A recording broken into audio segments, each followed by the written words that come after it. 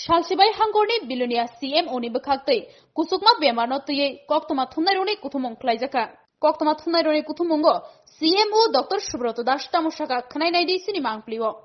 আমাদের এই যে ক্যাম্পেইনে আমাদের যে টিভি সার্ভাইভার আছে ওদেরকে আমরা ট্রেনিং দিয়েছি, ওরাও এই যে ওয়ার্কশপ হবে ওখানে যাবেন এবং সেখানে ওদের যে ভাবনা ওরা কীভাবে সুস্থ হয়েছেন সেই ব্যাপারে ওদেরকে বলা হবে।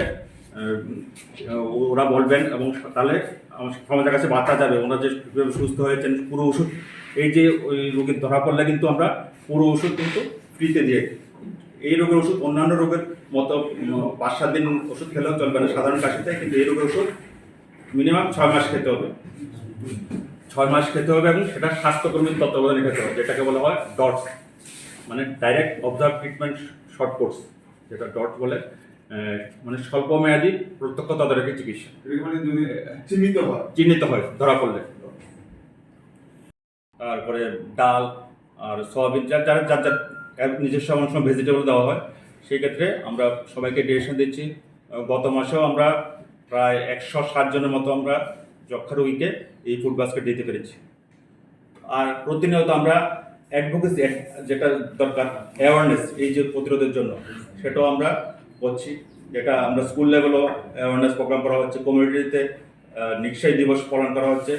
আর সঙ্গে আমাদের যে কমিউনিটি হেলথ অফিসার এবং যে মেডিকেল অফিসার সবাইকে এই যক্ষা রোগের সম্বন্ধে ট্রেনিং, রিসেন্ট যে আপডেট সেই সঙ্গে ট্রেনিং দেওয়া হচ্ছে এবং সেই ব্যাপারে আমরা সব স্বাস্থ্যকর্মীর সব ব্যাপারে আমাদের অজ্ঞ জানেন সব ব্যাপারে ওনারা।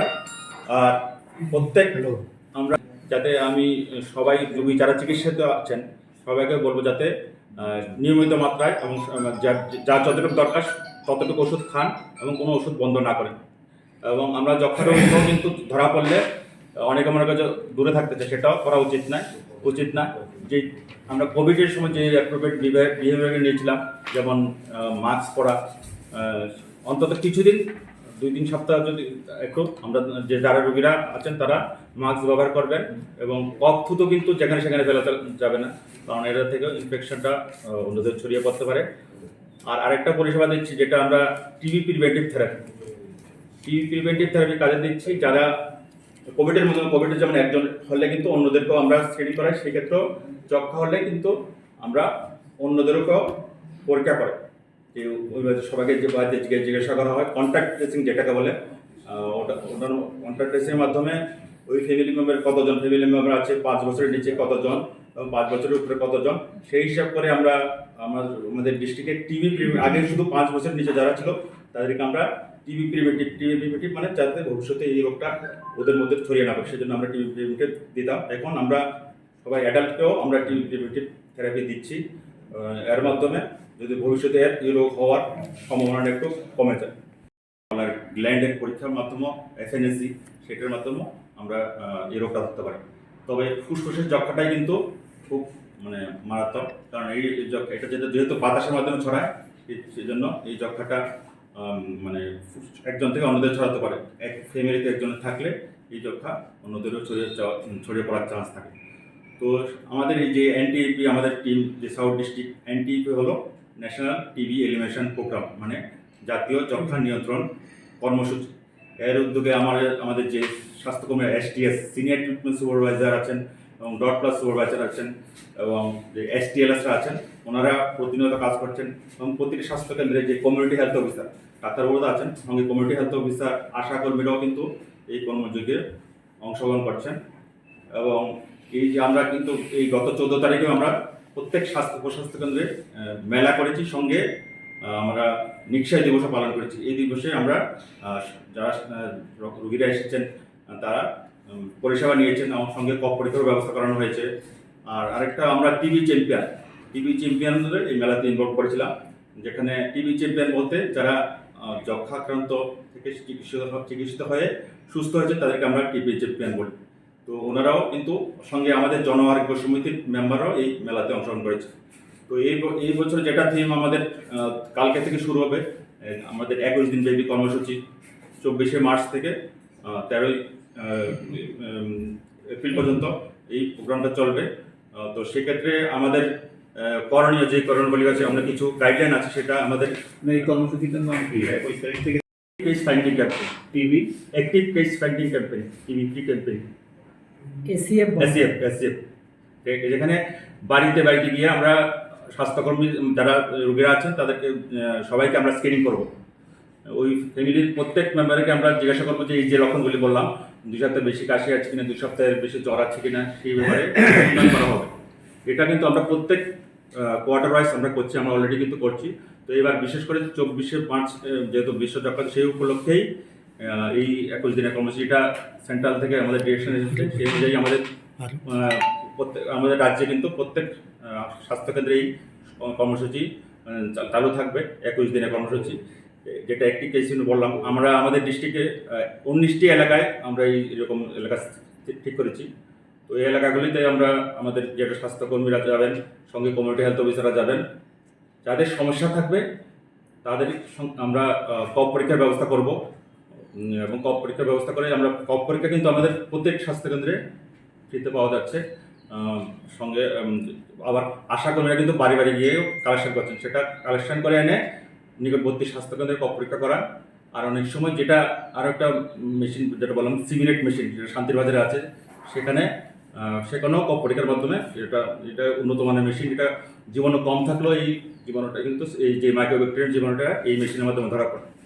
আজ আমাদের ডিস্ট্রিক্টেও এই মেশিনের মাধ্যমে অনেক রোগী আমরা ডায়াগনোস করতে পেরেছি। হ্যাঁ, আমাদের এটা সেই মেশিনের বাজার আছে। তো যে কপ পরীক্ষাটা কিন্তু সাধারণত মাইক্রোস্কোপিতে হয়, যেটা প্রত্যেক স্বাস্থ্যকেন্দ্রে আছে। সেটা আমাদের ল্যাবরেটরি প্রশিক্ষণ প্রাপ্ত ল্যাবরেটরি টেকনিশিয়ান আছেন, ওনারা করছে। আর এই যে 21 দিনের কর্মসূচিতে আমাদের কালকে যে ওয়ার্ল্ড টিভি ডে হবে, আমাদের শপথ নেওয়া হবে, টিভি নিকশাই শপথ যেটা বলে। সেখানে যক্ষায় রোগীদের যেন আমরা অনেক সময় দেখা যায় অবহেলার চোখে দেখি, সেই ব্যাপারে আমরা যাতে অবহেলার চোখে যাতে না কাটে সেই ব্যাপারে শপথ নিতে হবে। কারণ ওই রোগীরাও কিন্তু আমাদের সমাজের মানুষ, যদি ওদের অবহেলা করা হয় তাহলে কিন্তু আমাদের সামনে আসবে না, এবং অনেক সময় এই রোগকে লুকাতে চাইবে। ওদের যে সাইন সিমটম আছে, যে লক্ষণগুলি আছে, এগুলো লুকাবে এবং স্বাস্থ্যকর্মীর কাছে বলবে না। সেক্ষেত্রে এই রোগটা আরও গাঢ় হয়ে যাবে এবং রোগীকে মৃত্যুর দিকে ঠেলে দেবে। 309 জন পেয়েছি, 309 জন। এটা 2022 সালে।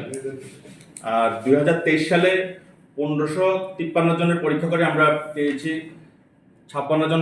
এখন পর্যন্ত, কালকে পর্যন্ত আমরা 56 জন রোগীকে চিকিৎসা আওতায় 1553 পরীক্ষা করা হয়েছে। এর মধ্যে আমরা 56 জন রোগীকে চিকিৎসা আওতায় আনতে পেরেছি। আর 22-এ পেয়েছিলাম 309 জন। আমরা পরীক্ষা করেছিলাম 7263 জন। আর আমাদের জেলায় যে ডট সেন্টার আছে, সেটা প্রত্যেক স্বাস্থ্যকেন্দ্র আছে 176টি ডট সেন্টারের মাধ্যমে আমরা এই পরিষেবাটা দিচ্ছি। তো আর যেটা আমরা আরেকটা রিসেন্টলি লঞ্চ হয়েছে, সেটা আপনারা সবাই জানেন, প্রধানমন্ত্রী টিবি মুক্ত ভারত অভিযান। সেটার আওতায় আমরা রোগীকে যে সুবিধাগুলি দিই, এটা এক্সট্রা। আমরা প্রত্যেক মাসে রোগীকে পরিষেবা দিচ্ছি 500 টাকা করে রোগীর সক্রিয় ব্যাংক অ্যাকাউন্টে, যেটা ডিবিটি, ডাইরেক্ট বেনিফিট ট্রান্সফারের মাধ্যমে আমরা দিচ্ছি। যতদিন চিকিৎসা চলে 6 মাস পর্যন্ত আমরা এই টাকাটা দিচ্ছি, যাতে রোগীরা যক্ষা রোগীরা এমনিতেই গরিব অংশের মানুষের বেশিরভাগ ওদের মধ্যে দেখা যায়। সেক্ষেত্রে আমরা 500 টাকা করে প্রত্যেক মাসে ওদের দিচ্ছি। আবার রাজ্য সরকারের তরফ থেকেও ওষুধ শেষ হওয়ার পরে 900 টাকা দেওয়া হচ্ছে। আর যেটা প্রধানমন্ত্রী টিবি মুক্ত ভারত, এটা লাস্ট 6 মাস হলো আমরা শুরু হয়েছে। তো রিসেন্টলি ওদেরকে প্রধানমন্ত্রী টিবি মুক্ত ভারতের নিশ্চয় মিত্রের মাধ্যমে ফুড বাস্কেট দেওয়া হচ্ছে। ফুড বাস্কেট কিন্তু নিশ্চয় মিত্র বলতে আমরা যারা যক্ষা রোগীকে 6 মাস থেকে 3 বছর পর্যন্ত আমরা হেল্প করতে, তাদেরকে নিশ্চয় মিত্র যে কোনো জনের, আমিও হতে পারি, আপনারাও হতে পারেন, যে কোনো জনপ্রতিনিধি, তারপরে যে কোনো প্রতিষ্ঠান হতে পারে। রিসেন্টলি আমাদের মিশন ডাইরেক্টরের নির্দেশন অনুযায়ী আমরা প্রত্যেক স্বাস্থ্যকেন্দ্রকে এবং আমাদের sub division hospital, CMO office সবাইকে আমরা, এবং আমার সঙ্গে আমাদের ডিএম অফিসকে নিকশা মিত্র হিসেবে রেজিস্টার করেছি। আমাদের দক্ষিণ ত্রিপুরা জেলা আমরা প্রায় 300-র উপরে আমরা নিকশা মিত্র পেয়েছি। 304 জন নিকশা মিত্র আমরা রেজিস্টার করেছি। ওনারা প্রত্যেক মাসে ফুড বাস্কেট যে স্বাস্থ্যকর্মীদের মাধ্যমে রোগীদের বাড়িতে দিচ্ছেন।